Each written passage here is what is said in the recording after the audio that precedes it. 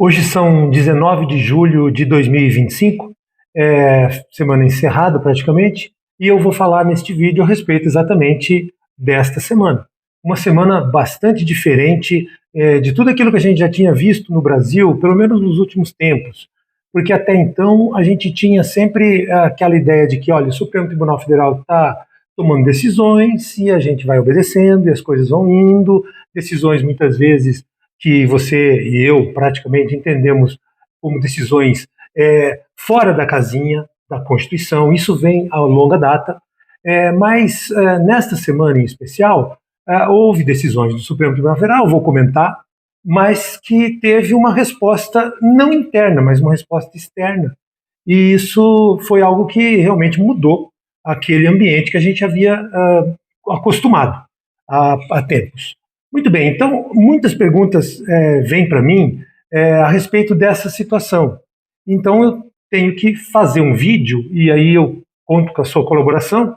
É um vídeo de opinião, você concorda, discorda, você compreende, você pode colocar aí nos comentários as suas ideias, podemos debater, e claro, se você gostar do vídeo, dê o seu like e compartilhe, porque é um vídeo bastante interessante no que diz respeito ao entendimento deste ambiente, não só do Brasil, mas também o ambiente externo, e eu vou pautando ele por algumas perguntas que me foram feitas. Muito bem, a primeira pergunta que me fizeram diz respeito ao Bolsonaro especificamente. O Bolsonaro é uma peça fundamental na política brasileira, e é uma peça tão importante que, por mais que você não goste, por mais que você muitas vezes ache, mas como isso está nessa situação? Mas o Bolsonaro tem um apoio popular muito grande. E pelo fato de ter um apoio popular tão grande, é que há, sim, sobre ele, uma perseguição política. Por quê? Porque o Bolsonaro, ele sim enfrentou muito daquilo que alguns chamam de sistema. Isso é verdadeiro. Bolsonaro sofreu uma facada lá em 2018, mas o Bolsonaro foi eleito presidente, fez um governo muito bom, diante de tudo aquilo que se apresentou naquela conjuntura. E aí, a eleição de 2022 foi uma eleição muito ruim, já falei sobre isso, no que diz respeito ao processo eleitoral, sem falar de outras questões. Foi um processo eleitoral em que o Tribunal Superior Eleitoral, ele meio que forçou a barra no sentido de esse cara não pode, é mais na ideia do ele não, mas vindo do Tribunal Superior Eleitoral. Pense você comigo, imagine um Tribunal Superior Eleitoral, que é o árbitro das eleições, que legisla, que faz resoluções, já falei sobre isso também. Pense um pouquinho, se esse tribunal fosse composto de 7 ministros, todos nomeados pelo Bolsonaro. E aí você tem uma eleição, Bolsonaro versus Lula, ou Bolsonaro versus qualquer um. Então, isso aconteceu na eleição de 2022. Então, entenda a ideia. Obviamente que a eleição perdeu a eleição, mas o grande erro do sistema, e esse é o ponto que eu quero que você compreenda, o grande erro do sistema foi não ter esquecido o Bolsonaro. Porque o Bolsonaro, veja, preste atenção, aqueles movimentos, quartéis e etc. e tal, não houve golpe. O Bolsonaro indicou generais que seriam do novo governo. O Bolsonaro praticamente se despediu do Brasil. E aí o sistema entendeu que precisava aniquilar Bolsonaro. E por aí, então, a ideia de tentativa de golpe. E forçaram a barra no 8 de janeiro. O 8 de janeiro já foi no governo Lula. E eu dei uma entrevista para a Jovem Pan, isso lá em janeiro de 2023. Tem aí, se você procurar, você vai ver. Para a Jovem Pan Nacional. E falei isso. Falei o quê? Falei assim, veja, nós estamos no governo Lula. Então, como assim um governo anterior, que já saiu, e que inclusive o Bolsonaro está fora do Brasil, pode querer arquitetar algum tipo de golpe agora? Se quisesse dar golpe, teria que ser quando ele estava ainda como chefe das Forças Armadas. E aí sim, mas não um golpe ter sido arquitetado e ter se consumado no 8 de janeiro. Aquilo foi um absurdo. Não vamos nem ficar falando muito do 8 de janeiro, mas eu quero que você entenda o seguinte: montaram tudo isso, trouxeram o 8 de janeiro e não esqueceram Bolsonaro. E aí, por não esquecerem Bolsonaro, no tempo todo, porque o Bolsonaro... Hoje, veja as manchetes de hoje. Hoje aqui, ó, eu olhei para a Folha de São Paulo. Prisão preventiva de Bolsonaro chegou a ser cogitada no STF e tornozeleira foi alternativa. Restrições a Bolsonaro têm soma de justificativas, mas tese sobre a soberania é ponto frágil. E eu vou tentar falar, porque o vídeo pode ficar longo. Se você me acompanhar, você vai observar isso. O ponto é frágil mesmo, tá? Bolsonaro será monitorado 24. Por quê? Veja, são três sobre Bolsonaro. É como se não esquecessem Bolsonaro. Está sempre com aquela questão de trazer o nome de Bolsonaro. E o sistema quer aniquilá-lo. Esse é o ponto. Porque como você entende isso? Depois do 8 de janeiro, era só Bolsonaro. E o próprio presidente atual, sempre o Bolsonaro. Porque o governo anterior. Porque e sempre trazendo esse ambiente. O que é isso? Significa que Bolsonaro, obviamente, é um líder político significativo que tem muita força. E esse é o ponto principal. Então, essa escalada foi abusiva, foi persecutória, e tudo aquilo que o Supremo Tribunal foi fazendo, principalmente no respeito a esse ambiente aí de golpe, a gente foi vendo isso, quem acompanhou, quem analisou, quem viu, foi vendo que você tem ali muitas ilegalidades na condução do processo. Isso é muito claro. Não há necessidade de você nem estar na área jurídica para perceber isso. Perceber a condução, a ideia de inquisição. Esse processo é muito mais inquisitorial do que um processo acusatório, que é básico para qualquer um que estuda o primeiro ano de direito. Isso foi se esgarçando, foi trazendo, foi vindo. E, obviamente, aí, agora, culminando nessa tentativa rápida, né, de julgamento. Por que tentativa rápida de julgamento? Porque a eleição está chegando, a eleição é em 2026. E ao julgar e condenar Bolsonaro penalmente, ele indo para a prisão, a condenação penal ela tem uma pena que vem junto com ela, que é aquilo que a gente chama de suspensão dos direitos políticos. Então entenda, o Bolsonaro já está inelegível. Essa é uma questão. Mas não basta ele estar inelegível, ou seja, ele não pode concorrer na eleição de 2026, hoje. Não pode. Então não estaria bom?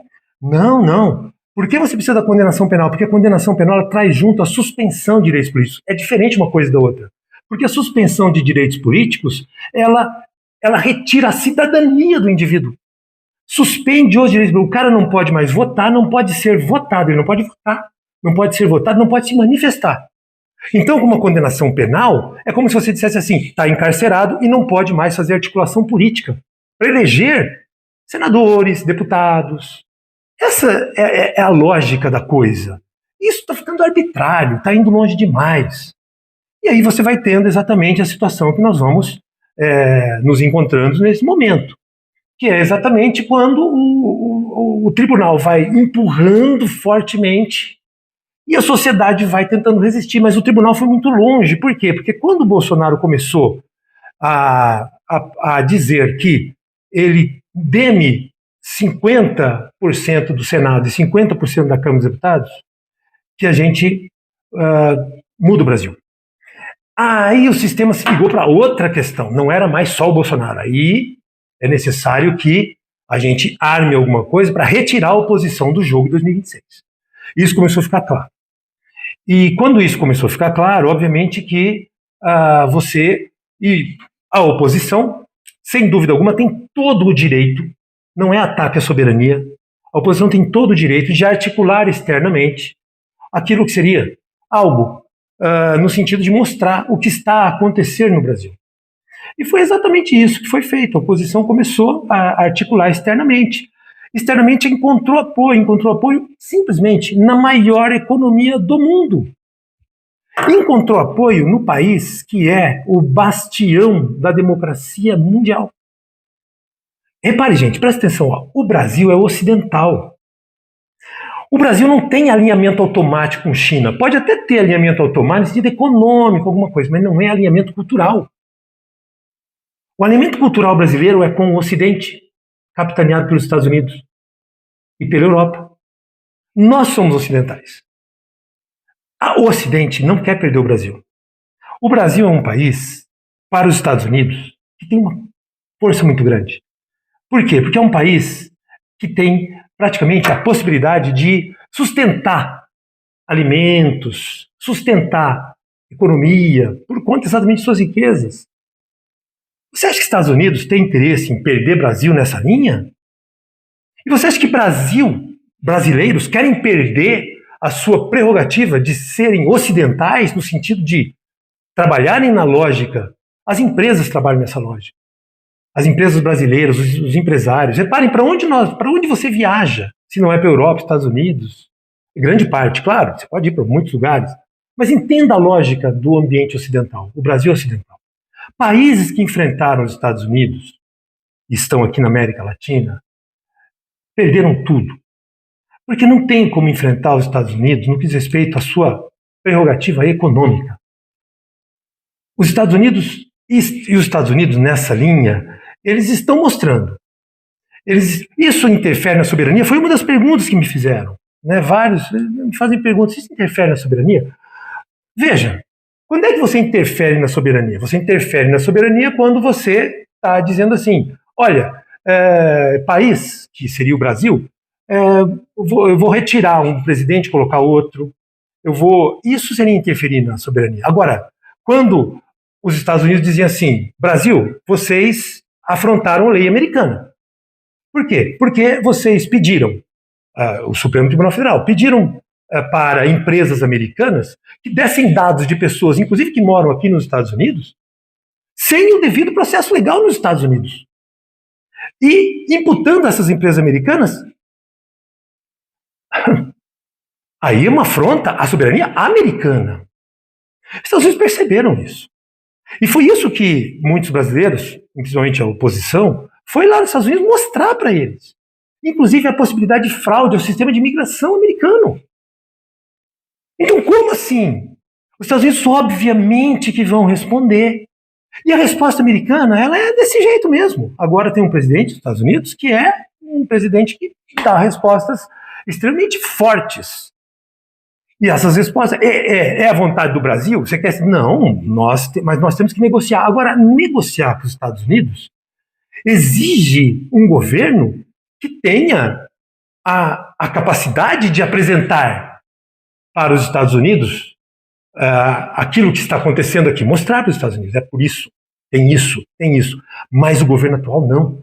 E o presidente atual, eu vou dizer para você, ele é perigoso. Por quê? Porque ele vai e fica espezinhando. Ele fica atacando a moeda americana. Ele fica se juntando a tiranias do mundo. E o que ele está fazendo com isso? Ele está subindo o tom. A imprensa não fala isso. Pense um pouquinho. A imprensa não tá dando isso. Ela não mostra esses discursos do Lula. Fez alguns aí essa semana. Praticamente se colocando como se estufa o peito e como se eu estivesse provocando você. Mas eu não vou negociar com você, porque eu sou forte. É isso que está levando o Brasil para a situação. É muito mais esse governo atual que não sabe lidar com essa situação do que qualquer outra coisa. Então isso é muito triste, mas isso é triste, mas tem sim um significado importante. Por quê? Porque o Brasil está numa encruzilhada. Ou você é o Ocidente, ou você vai se alinhar a tiranias. Alinhar-se a tiranias na América é Venezuela e Cuba. Os outros países não fazem isso. Não são bestas. Olha a Argentina, negociou com os Estados Unidos, tarifas baixíssimas. Porque vai à mesa. Mas o Brasil tem um problema grave para ir à mesa. Porque ir à mesa significa, olha, nós sim temos problemas internos, porque há perseguições e há perseguições. A prisão do Bolsonaro, por exemplo, e essa é uma outra pergunta, ontem foi uma prisão, né? Colocação de tornozeleira eletrônica, baseada em quê? Se você me permitir, eu vou entrar aqui no Código Penal, e o Código Penal, ele tem lá o artigo 359K. Deixa eu ver aqui qual é. Aqui, ó, 359I. Tá bem? Vamos lá. Negociar com o governo, o grupo estrangeiro ou seus agentes com o fim de provocar atos típicos de guerra contra o país ou invadi-lo. É com base nesse dispositivo que o Bolsonaro foi preso. Como assim? Quer dizer que o Bolsonaro negociou com um país estrangeiro a fim de provocar atos típicos de guerra? O Bolsonaro e o Eduardo? E Paulo Figueiredo e outros, né? Eles fizeram isso? Gato de guerra?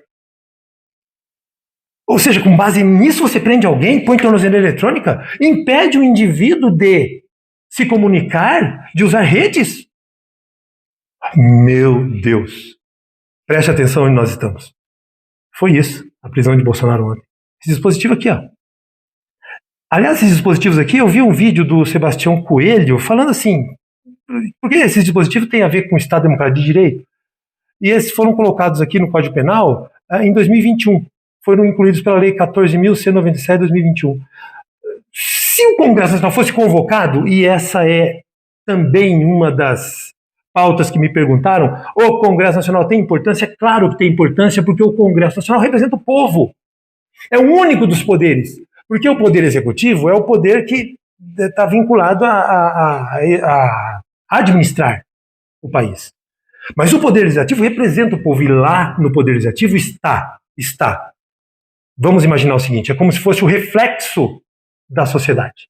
Ah, não é bem assim não, porque lá está cheio de... Não interessa. É lá que você tem um reflexo da sociedade. Portanto, lá há pessoas que estão, sim, com a mesma ideia que eu estou te falando aqui, nessa mesma linha. É o único poder, hoje, que teria condições de ser soberano, no sentido de falar, estamos aqui e vamos ver qual é o problema do Brasil e podemos resolver. Podem resolver, sim. Por isso que me perguntaram aqui, essa convocação do Congresso Nacional, é necessário que o Davi Alcolumbre ou o Hugo Mota? Não! Convocação do Congresso Nacional está lá no artigo 57, parágrafo 6º, inciso 2, no caso, que é a convocação extraordinária, pode ser convocada por maioria absoluta da Câmara e do Senado. Para trabalhar o quê? Para trabalhar essas respostas. A lei da anistia, por exemplo, que seria uma forma, você anistiando o 8 de janeiro e todos os atos, o que acontece? O que acontece é que você teria uma pacificação no que diz respeito a esses crimes que estão sendo praticamente processados e julgados meio que na força, no arbítrio.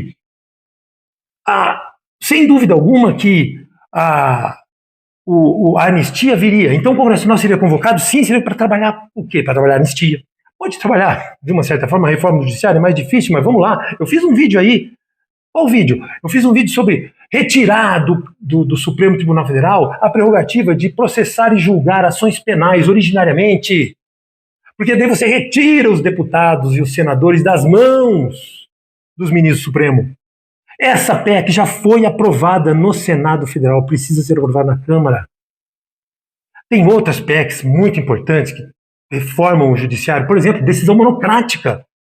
Agora, essa semana, o ministro Alexandre de Moraes deu uma decisão monocrática em cima do IOF. Ele afrontou a Câmara e o Senado e disse assim, é isso que vai ser.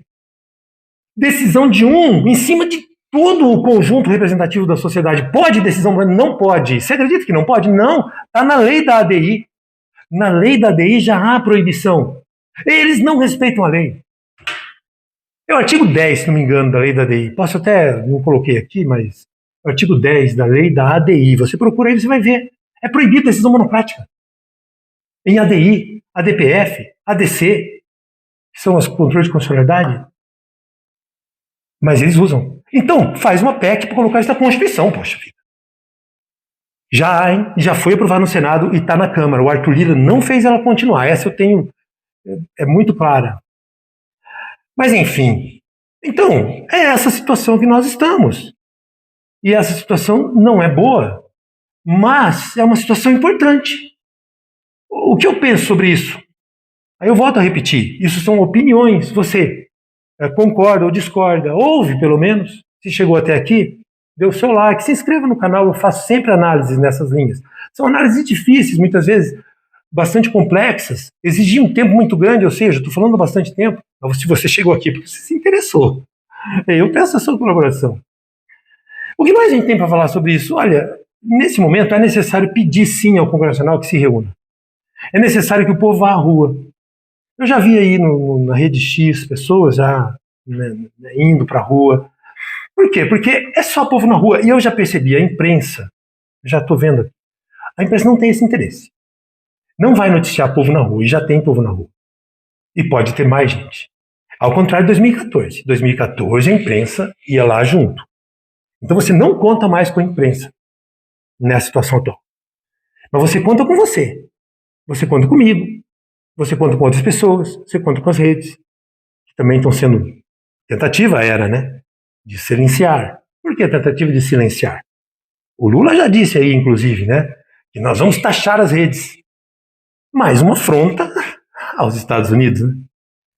Tá vendo como a situação, ela não é simples, mas ela exige sim reflexão, exige uma boa dose de tranquilidade, embora eu perceba que a situação ela pode escalar, o Supremo não vai parar por aí, mas eu peço ao Congresso Nacional, obrigação do Congresso Nacional, venha, está sendo chamado. Centrão, é com você. Porque a oposição, ela já tem lá um número de deputados que estão batendo. Mas é necessário o Centrão. É o Centrão que precisa vir, sentar, ver a situação e, de repente, responder nessa linha. Não é uma afronta. A lei da anistia não é afronta a ninguém.